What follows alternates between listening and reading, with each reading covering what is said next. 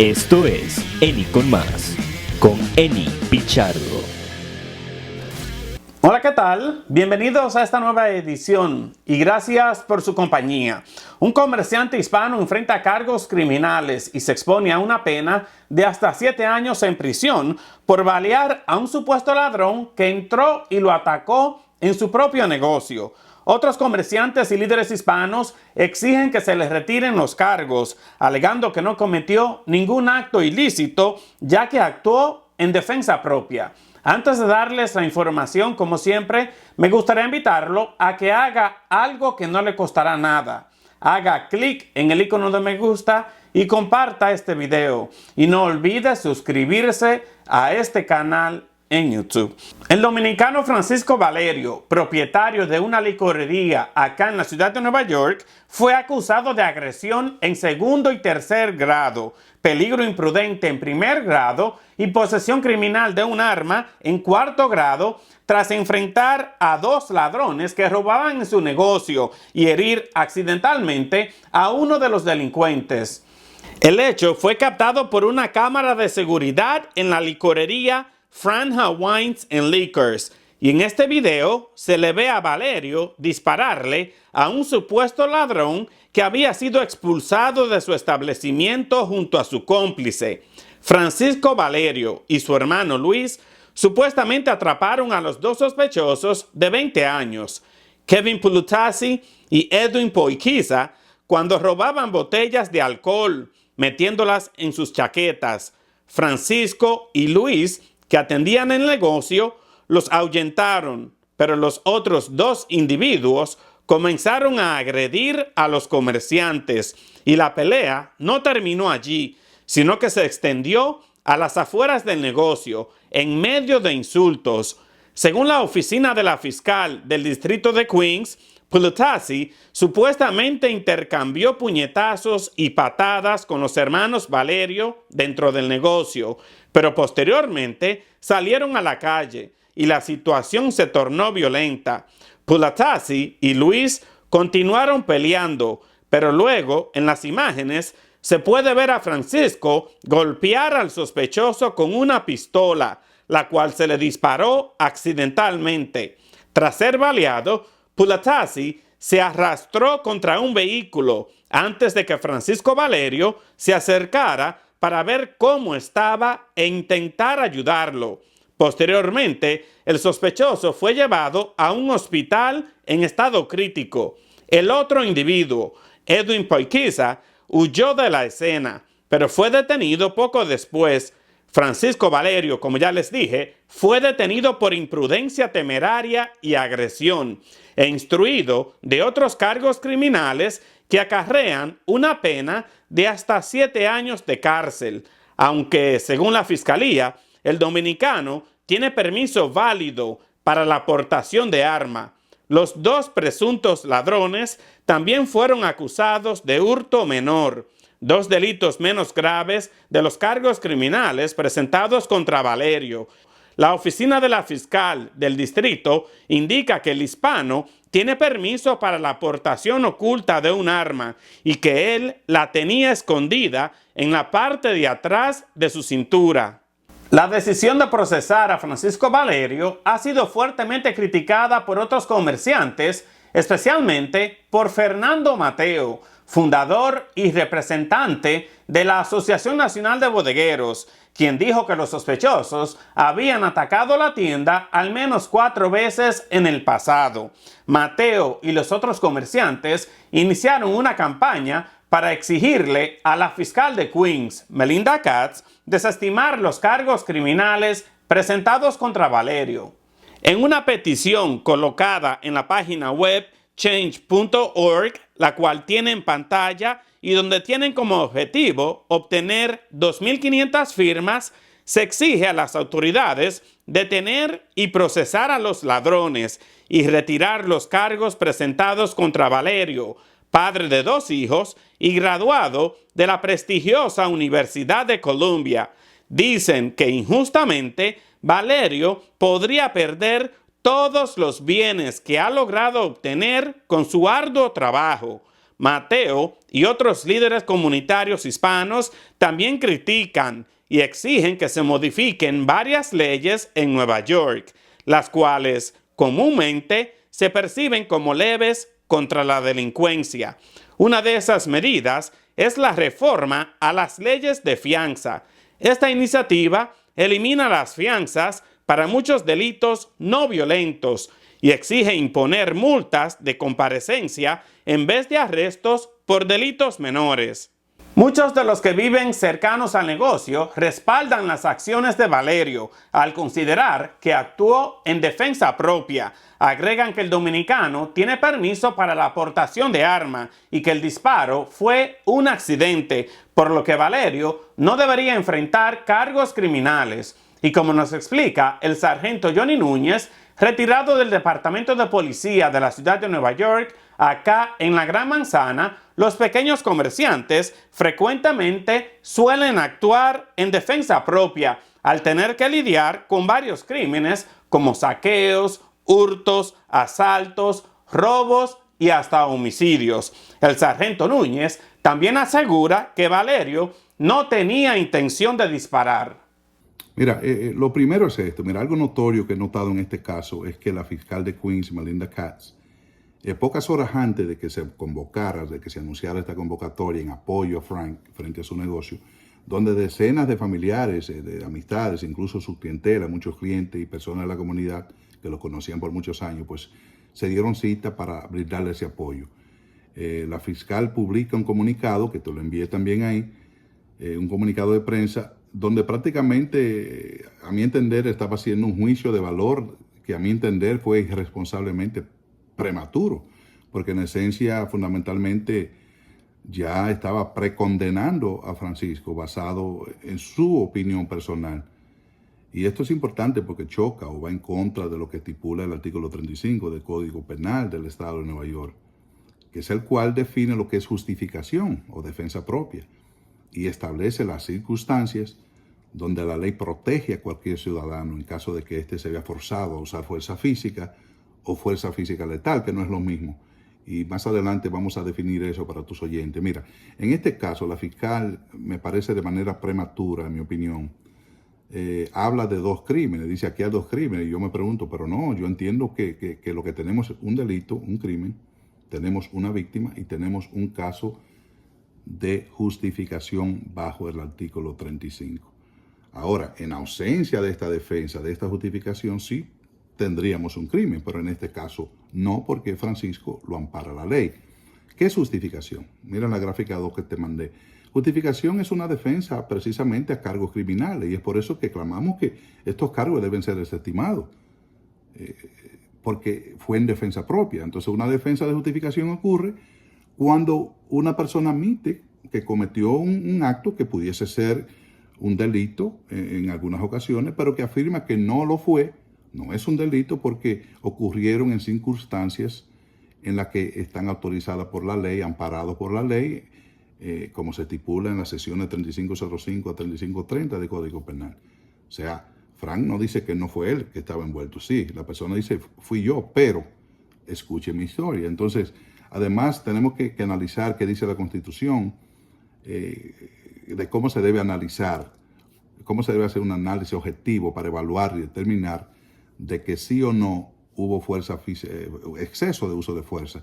Y la Corte Suprema, como te di en la gráfica aquí, en un caso que es el que rige esto, Graham Conner, dictaminó que la razonabilidad de un uso particular de la fuerza debe juzgarse desde la perspectiva de un oficial razonable o de la persona involucrada en la escena. O sea, este análisis no debe ni siquiera juzgarse a través de los jueces, ni siquiera desde la perspectiva de la fiscal.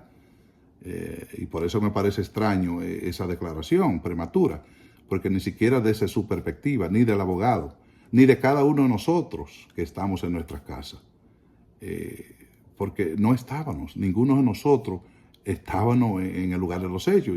Y solo Frank. Frank es el único que conoce los hechos y las circunstancias a las que se enfrentó en ese preciso momento. Y esto es sentido común, señores. ¿Podemos usar fuerza física para defendernos? ¿Para evitar terminar que nos roben o prevenir que me rompan, o sea, que destruyan mi propiedad? Por supuesto que sí, claro que podemos. Siempre y cuando no seamos nosotros los que empezamos, lo que se dice el agresor primario, inicial. Entonces, tenemos que preguntarnos quiénes fueron los agresores durante todo este incidente. Los delincuentes fueron. Ahora, ¿qué es lo que es fuerza física? Y esto es muy importante aclarar a tus oyentes lo que es fuerza física, lo cual, oigan, la fuerza física no se define ni en la Constitución de los Estados Unidos, ni tampoco en el Código Penal del Estado de Nueva York. No se define. Lo que sí se define, y lo puse ahí en la gráfica número 4, es la definición de lo que es fuerza física letal, que es cualquier fuerza física que bajo las circunstancias en las que se emplee puede ser capaz fácilmente de causar la muerte, mi muerte, o una herida física seria. Entonces, ejemplo de eso es pues un arma de fuego, un disparo, pero no necesariamente tiene que ser un arma de fuego. Puede ser un batazo en la cabeza con la intención de darte en la cabeza, a diferencia de un batazo en tus piernas. Puedes, obviamente, un cuchillo, una puñalada. Todo eso se define de por sí, a priori, como fuerza física letal. Pero todo lo que ocurrió aquí no fue fuerza física letal, porque lo ocurrido al final fue un puñetazo. Lo que es fuerza física fue una trompada. Lo que se utilizó razonablemente en este caso de defensa. Otra cosa importante es, que es muy importante, es, además de la definición y el ejemplo de las circunstancias. Entonces, la clave aquí es cuándo estaríamos justificados hasta de usar fuerza física letal para defendernos a nosotros mismos o a una tercera persona. Vámonos al artículo 35, y en este artículo lo que se hace es que se establece un pequeño examen objetivo de 2 pasos. Y el primero dice que un ciudadano, siempre y cuando, vuelvo y repito, siempre y cuando no sea el primer agresor, estaría justificado hasta de usar fuerza física letal para defenderse en contra de otra persona, cuando el ciudadano razonablemente cree que la otra persona está a punto de usar fuerza física letal contra él o ella. No debemos esperar que nos disparen, no. Es que si lo creemos razonablemente que esta persona está a punto de usar fuerza física letal contra nosotros.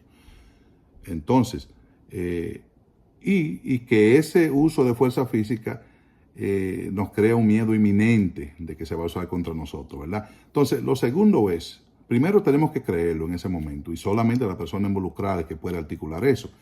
Y segundo, si una persona razonable, en la posición del acusado, en los mismos zapatos, como se dice, sabiendo lo que el acusado sabía en el momento del evento y estando en las mismas circunstancias, la pregunta es que si hubiese tenido la misma creencia. Y déjame decirle que yo hablé con Frank de manera personal, luego de hablar con Francisco. En primer lugar, se siente muy mal con lo sucedido. Se ve en el video claramente, él fue quien llama al 911 pidiendo ayuda, pidiendo una ambulancia, cooperó con la policía, porque no tiene nada que ocultar en realidad. Entonces, como decía, solo Frank es que tiene la mejor historia. Y me contó en esencia que cuando uno de los delincuentes, entonces, esa es la historia que debemos escuchar, no del juez, no de la fiscal, no de mí, no de usted, de Frank, que dice que cuando uno de los delincuentes se puso la mano en la mochila que tenía en la espalda, en ese momento Frank creyó y pensó francamente que el delincuente estaba sacando un arma, estaba a punto de sacar un arma de la mochila y que su vida, la de Frank, estaba en un peligro inminente, no un peligro mañana, un peligro en ese momento, en fracción de segundo. Y solo en ese momento, Frank aseguró su arma, la cual porta legalmente para su protección. ¿Es eso irrazonable? Yo entiendo que no, porque entonces la pregunta es, ¿debemos entonces esperar que nos disparen primero? Frank incluso tuvo el control, como lo conozco, lo ecuánime que es y sereno, tuvo el control de darse cuenta en fracción de segundo, después que el delincuente lo atacó, que no había un arma. Por lo que en lugar de literalmente apuntar su arma y disparar, hacia el delincuente y apretar el gatillo, lo que hizo fue que agarró, palmeó su arma y decidió lanzar una trompada, un puñetazo en defensa propia al delincuente. O sea, eso es fuerza física. Y sin ninguna intención de hacerle un disparo. Y de manera consciente, Entonces, cuando agarró la corredera de la pistola, que es la que cuando se dispara, sucede un retroceso en un arma semiautomática, y precisamente la empuñó para precisamente evitar una posible descarga de un disparo. Desafortunadamente, en ese proceso, para su sorpresa, sí había salido un disparo. Pero para terminar, mira, creo que lo más importante aquí es lo siguiente, en este lamentable caso. Mira, primero, Francisco no provocó esto. Los delincuentes sí lo hicieron. Francisco no fue el agresor inicial. Los delincuentes sí lo fueron. Francisco se defendió. Los delincuentes atacaron a Frank primero. Definitivamente es un caso de defensa propia, de justificación en virtud del artículo 35. Me parece un caso que debe ser cerrado y creo que Dios mediante todos los cargos deben y serán retirados contra la única víctima en este caso, y esa víctima es Francisco Valerio. El caso de Francisco Valerio es solamente uno de los que he reportado acá en Eni con Más. En julio de 2022, el dominicano José Alba, de 61 años de edad, fue arrestado por el apuñalamiento mortal de Austin Simon, un afroamericano de 35 años, durante una pelea dentro de una bodega en Manhattan. La detención de Alba causó polémica desde el principio y varios comerciantes y hasta el alcalde Eric Adams habían abogado por él, diciendo que estaba haciendo su trabajo y que Simon fue agresivamente detrás del mostrador para atacarlo.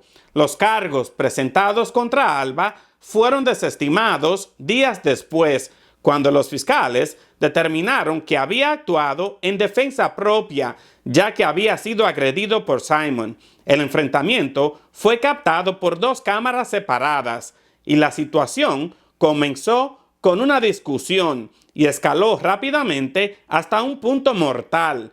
Primero, una cliente trató de usar su tarjeta de beneficios para pagar una bolsa de papitas para su hija de 10 años, pero al parecer no tenía fondos. Molesta, la mujer llamó a su novio, Austin Simon, quien agredió a Alba, y en el enfrentamiento terminó mortalmente acuchillado.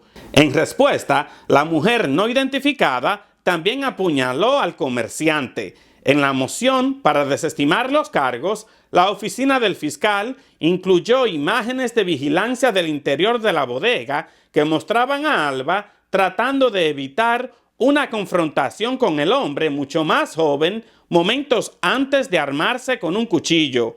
Tras la pelea mortal, Alba fue enviado a la prisión de Rikers Island, de donde pudo salir 5 días después, cuando los cargos por asesinato fueron desestimados. Desde la pandemia, los robos y ataques a pequeños negocios, tiendas, farmacias y bodegas se han convertido casi en pan de cada día para muchos comerciantes que sufren pérdidas económicas y que son víctimas de acciones violentas, las cuales en muchos casos no se reportan a las autoridades. Ante el alza de robos, muchos han optado por reducir los horarios y colocar sus mercancías bajo llave.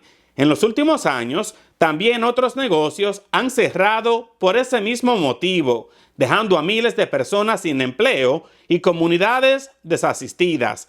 Acá en Nueva York, los hurtos en las tiendas minoristas subieron un alarmante 81% durante el primer trimestre de 2023, en muchos casos con violencia. Así lo denunció el grupo Acción Colectiva para Proteger Nuestras Tiendas, organismo que representa a 5,000 establecimientos, incluyendo supermercados y bodegas. Por ello, muchos exigen a los legisladores estatales y locales aprobar leyes más severas contra robos, implementar fuertes medidas para frenar a los delincuentes y endurecer castigos y proteger a los comerciantes. El mes pasado, la gobernadora de Nueva York, Kathy Hochul, anunció el destino de $40.200 millones para que las fiscalías, la policía estatal y las fuerzas del orden locales puedan lidiar con los altos índices de robo en pequeños negocios. Hochul también anunció la creación e imposición de nuevas sanciones como delitos graves por la agresión a un trabajador minorista. Un tema definitivamente que es súper interesante para nuestra comunidad, ya que muchos de nosotros dependemos de esos pequeños negocios y sus mercancías. Y antes de terminar, me gustaría saber su opinión al respecto. ¿Piensa usted que la Fiscalía de Queens le debería retirar los cargos criminales presentados contra Francisco Valerio? Déjeme su opinión en la parte inferior de este video, ya que siempre es súper interesante leer su comentario. Eso es todo por hoy, agradeciéndole su tiempo y su confianza, invitándolo a que haga clic en el icono de me gusta y que comparta este video. Y no olvide suscribirse a este canal en YouTube. Nos vemos en una nueva edición de Eni con Más, un breve informativo, siempre con la verdad.